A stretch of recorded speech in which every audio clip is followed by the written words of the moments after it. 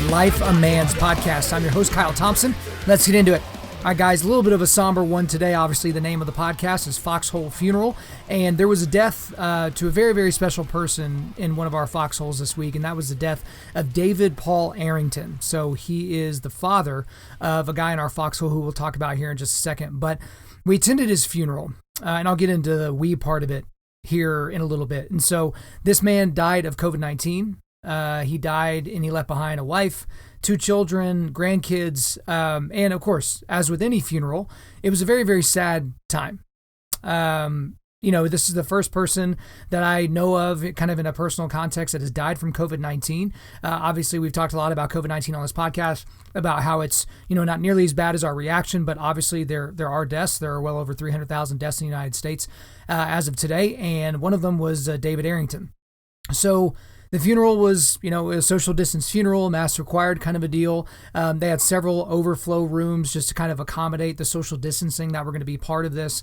But it was very typical of a funeral in a lot of ways, very somber, some words from pastor. And then David's daughter came up and had some words to say, and she gutted through that.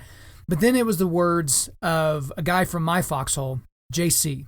And so if you go back to episode 104 of this podcast, you will know him as JC the Consistent.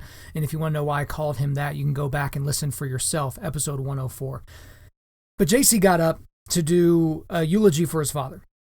And he even mentioned this from the outset of what he said. He said, they told him, 300 to 600 words. Make sure you write it out so you can, get through it, but also so that we can make sure that you don't really go over time and bloviate and those types of things. But right from the outset, JC was like, yeah, I'm not sticking to 300 to 600 words. So everybody buckle in, which I really appreciated. And so I was so proud of JC as he was making his way through his eulogy, for his control, for his pace, for his tempo. There were some times when he got choked up, 2 times specifically. One time, it was choked up out of anger at the virus, COVID-19. He specifically said, I hate you, COVID-19. But he held it together through that.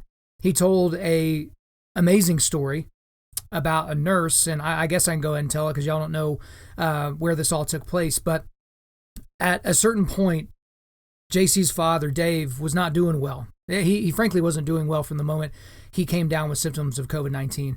But they needed to transfer him to an ICU, and luckily they had an ICU bed for him, but they would not let JC or the rest of his family know where he was in the hospital, right? Because he couldn't visit him, in that type of a thing. So JC and others were left outside the hospital, basically just lost for what they could do. And so all they could do was pray. And so that's what they did. They just prayed at the direction of the hospital. And I might get some of the details of the story wrong, but I think the general gist is going to be the same. But they begged the staff, would you please just let us know what wing of the hospital our father's on? Just so we can pray in that direction, even. And so what the nurse ended up doing is the nurse actually went into his father's room and waved to JC and the others that were there, and to kind of basically indicate that, hey, this is where your father is. But then not that long thereafter, he got a tremendous blessing. The nursing staff or one of the nurses came down to where he was outside and said, hey, do you want to go see your dad? And outside of normal protocol and outside of, probably everything that they were supposed to do, which who actually gives a crap, they got JC in along with some family members. They took him up a back stairwell. They took him to a room where they got him in full PPE to where it would be safe for everybody else on that floor and in the hospital just in case they were infected, whatever the thing was. And then they took him in to go see his dad. And my understanding is he was not able to speak, but he was awake. He knew who was in the room. He knew what was being said, even though there wasn't kind of that normal communication. And not long after that, he actually passed away. And so JC got to actually say goodbye to his father, technically, in person, whereas a lot of people during this pandemic, because of lockdowns and because of all kinds of certain things, they've had to say bye to their family members through a window or on FaceTime or Zoom or something like that. Just horrible, horrible, gut-wrenching stuff. But JC makes it through his eulogy. He was very poignant. He did a fantastic job. And it reminded me of something that Jordan Peterson talks about a lot. I can't remember if I've mentioned it on this podcast show or not.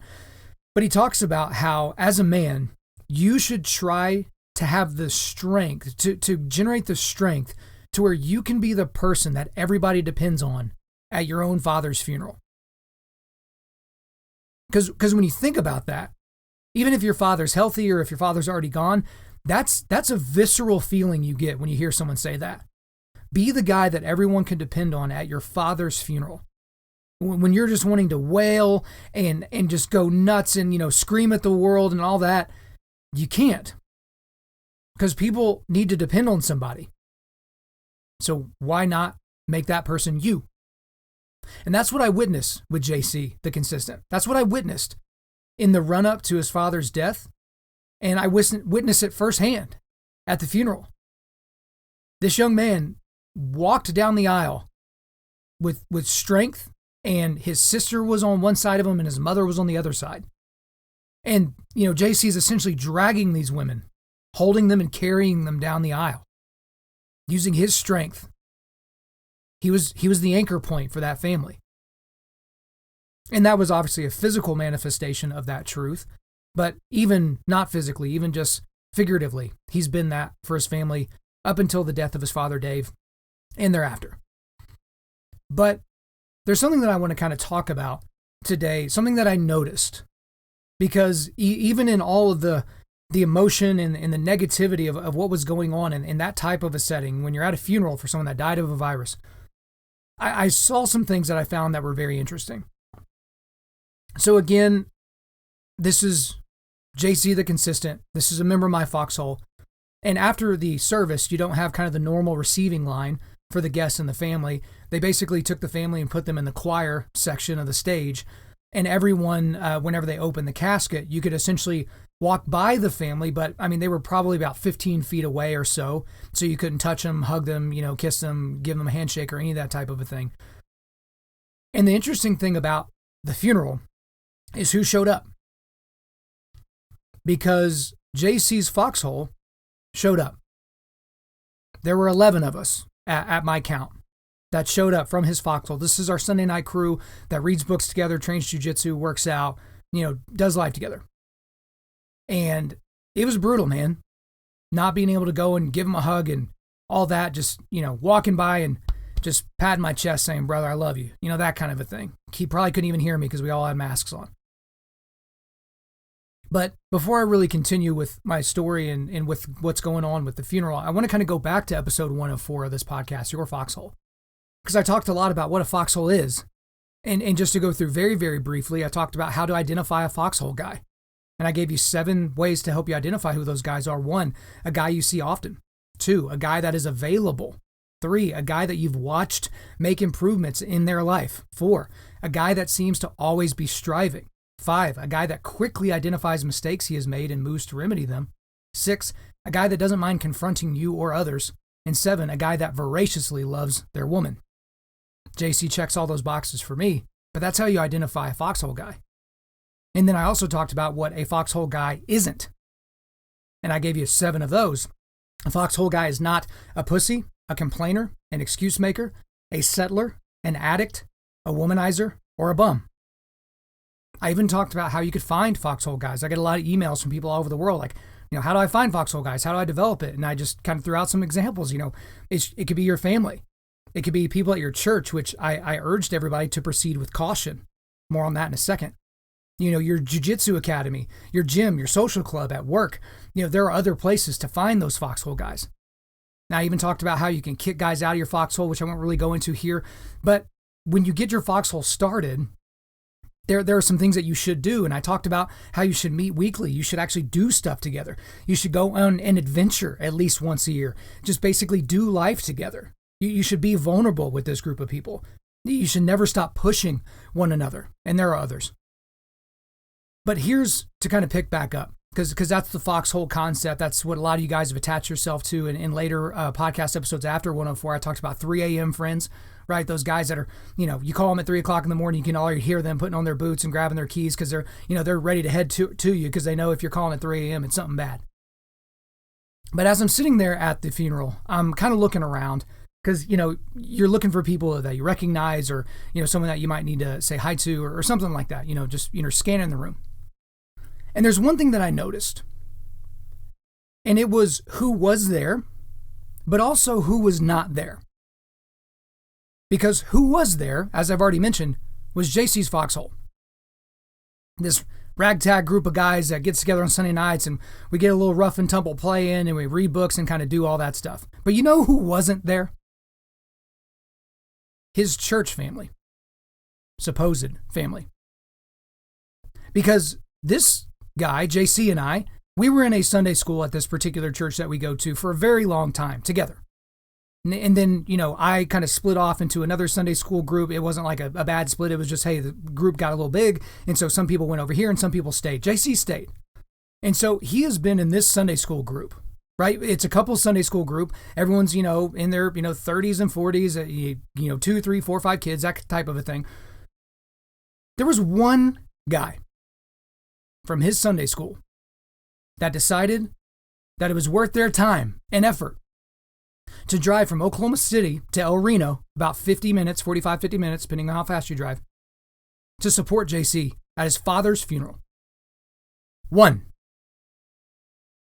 out of a group of 24 or more guys. One. None of the wives of those guys showed up to support JC's wife, who was basically like a daughter to Dave, treated as such basically from day one. None of them. One guy showed up. And this is the caution. There are fake friends out there. There are friends that are just friends whenever they see you in person. And then you have your, oh, how's everything going? Everything's great. Church friends. And that's apparently what this guy has. And I just could not believe what I was seeing when I was looking around and not seeing anybody else there. And this isn't to, pat my group on the back and, oh, aren't we so good and all that. But I just couldn't believe it. I couldn't believe that they wouldn't support this man. He has poured into their lives and they've poured into his supposedly, and he's helped teach that class and done everything he could to support for years, and none of them show up. The reason why I bring this up, the reason why I'm doing a whole episode essentially about this, and it's not just to honor the life of David Arrington, is because I want you to be careful. I want you to be aware that those guys at church that you think are your buddies, they might not be. Those are your 6 p.m. friends. If you call them before about 6, 7 p.m. every night, they'll probably be there to help you. They're probably not your 3 a.m. friends. And that's what I want to warn you about. Because a lot of us, especially if you grew up in the South or the Midwest where, churches are just kind of like all over the place. There's more churches than there are Starbucks. You get this idea that the men that you see there, the men in your Sunday school, the men in your home group or whatever, that those guys are your real dudes. If the what hits the fan, those are the guys that are going to be there. Because I've always been suspicious of that. And being like, yeah, I don't really know if those guys would actually be there for me. Like, those guys, I don't even know if they would donate sweat to me, much less blood. And I feel like that's what we saw at this funeral this last week. That this guy had a lot of folks in his life that are his friends for about an hour on a Sunday. But when he's really needed, when you're really needed in a situation, you're absent. So what do we have that's actionable from this? What's actionable from this is I think you should test your friend groups. And you might do that in a number of ways. But there are ways to find out before tragedy strikes whether or not they're going to actually be there for you when you need them. Because for JC's sake, I'm ecstatic that he had this Foxhole. Because he had 11 guys there, right? Which is essentially how many guys show up on a Sunday night. It's usually between 10 and 15 guys. He pretty much had the whole Foxhole there for him. And the guys that couldn't make it because they were out of town or couldn't get off work or had COVID themselves or whatever the situation was, they all reached out to him. They all made a point to reach out to him, to say how much they love him and how much we're there for him. And if they need anything, that we were going to be there. So my encouragement to you guys is to look at the guys in your life and think, will they actually be there? And just go through some of the standards that I put for a foxhole that I mentioned earlier. Just go back and listen to the earlier part of this podcast. Again, go listen to podcast 104 if you want a little bit of a deeper dive.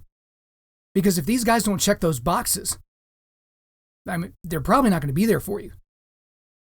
And when times are really, really tough, when you lose a close family member, you lose your job, you lose your business, something dire, something kind of foundation cracking happens in your life, who's going to be there? Because for a lot of guys around the world, and certainly in the United States, the answer is no one. No one's going to be there. You will be completely alone. I talked about suicide back around Thanksgiving. The suicidality in the United States for men is about 4 times that of women. Part of that is because of how we deal with relationships and how women easily get and maintain relationships going and men just don't. That we just kind of assume it'll be just like school, high school or college. We assume it'll be like the police academy or boot camp. And when you're in your 40s and 50s, you just don't have those things anymore. And how potentially damaging that can be. And so I'm going to implore you guys again, and I will continue to do so. This certainly won't be the last time, to develop a foxhole, a real foxhole of guys that will be there at the drop of a hat when you ask. Guys that will be there before the hat drops without you having to ask. Guys that will make time in their busy schedules to drive on a Wednesday morning to support you at your father's funeral. Regardless of what their wife says, regardless of what the people at work say, regardless of how inconvenient it might be to them to do that. Develop those relationships because they're important and you never know when you're going to need them. Proverbs 18:24 says this, "A man of many companions may come to ruin, but there is a friend who sticks closer than a brother." J.C. Arrington has no blood brothers. He has one sibling and it's a sister. But on that day, in those pews, in that church, he had 11 brothers, all from one foxhole. So this episode is to serve as a memorial, but it's also to serve as a congratulations. Congratulations to JC for being such a strong role model, to being an inspiration to so many, including me. But this podcast will serve forever as a memorial to the memory of David Paul Arrington, born October 8th, 1954, died December 23rd, 2020. Guys, thanks so much for listening to the podcast. We really do appreciate it. I'm going to skip the normal announcements today. You guys know what all that looks like, but I will let you know what the quick resilience boost is for today. It is a message from Jocko Willink. So there's a YouTube episode that he released around New Year's Eve. It's called "We Have Not Been Defeated, Marching into a New Year 2021. So he tells a story that he's told in other podcasts before, or that he's gone into in other podcasts, but then he kind of gives us some messages going into 2021. I'm your host, Kyle Thompson. Remember, keep cultivating manly resilience, keep forging spiritual, mental, and physical toughness, keep seeking the Lion of Judah.